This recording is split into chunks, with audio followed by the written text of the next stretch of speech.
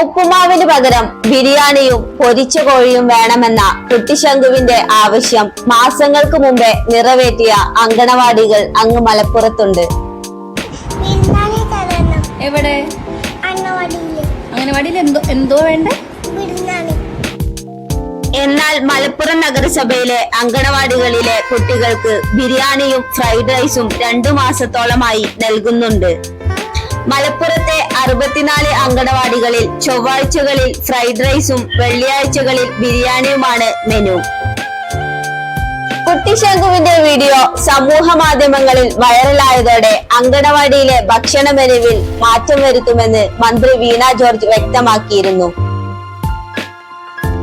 ആദ്യം സാധാരണ അരി ഉപയോഗിച്ച് ബിരിയാണി തയ്യാറാക്കുകയായിരുന്നു പതിവ്. പിന്നീട് ഉദ്യോഗസ്ഥരോട് ആവശ്യപ്പെട്ട് ബിരിയാണി അരിയാക്കി. ഇപ്പോൾ വെജിറ്റബിൾ ബിരിയാണിയായാണ് കുട്ടികൾക്ക് നൽകുന്നത്.